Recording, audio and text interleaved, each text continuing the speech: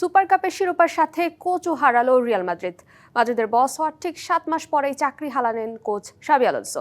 আলোনসোর বিদায়ের দিনই নতুন কোচ পেয়েছে এমবাপ্পে ভিনিরা।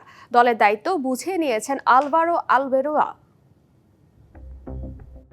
বার্নাবিউয়ের ম্যানেজারদের জন্য নিষিদ্ধ তালিকায় সবচেয়ে বড় যে পাপ তা হলো ট্রফি যখন বাজিতে তখন বার্সেলোনার কাছে হার, আর সে অপরাধী কেড়ে নিয়েছে শাবি আলোনসোর চাকরি। শাবির চাকরি খোয়ানোর দিনই নতুন কোচ রেডি লস ব্লাঙ্কোদের জন্য। 2010 বিশ্বকাপ জয়ী দলে থাকা আলভারো আলবেরোয়াও রিয়ালের হয়ে খেলেছেন অনেকটা সময়, কিন্তু প্রশ্ন উঠছে রিয়ালের মূল সমস্যা কি ছিল আলোনসোতেই, নাকি কাল হয়েছে তারকা খচিত রিয়াল শিবিরে খেলোয়াড়দের অবাধ্যতা? কোচ পরিবর্তনেই কি পরিবর্তন হবে মাদ্রিদের ভাগ্য?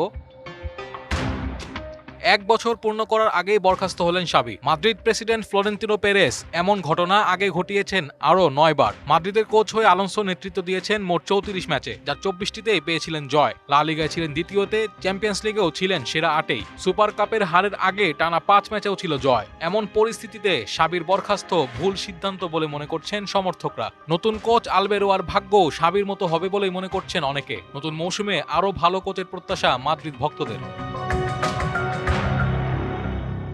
ড্রেসিং রুমের ঘটনা থেকে ভিনিসিউস সহ অন্যান্য খেলোয়াড়ের অবাধ্যতা, এসব যেন অনেকটা উপেক্ষিতই হলো শাবিকে বরখাস্ত করার সিদ্ধান্তে। তারকাখচিত মাদ্রিদে সবাই খেলে নিজের মতো, যা হয়ে আসছে আগের কোচ আনচেলত্তির সময় থেকে। অখ্যাত কোচ নিযুক্ত করে হয়তো আবারও খেলোয়াড়দেরই বেশি প্রাধান্য দিল লস ব্লাঙ্কো প্রেসিডেন্ট। কোচ পরিবর্তন হলেও তাই কতটা পরিবর্তন আসবে মাদ্রিদের ফর্মে তা জানতে হয়তো খুব বেশি অপেক্ষা করতে হবে না ভক্তদের।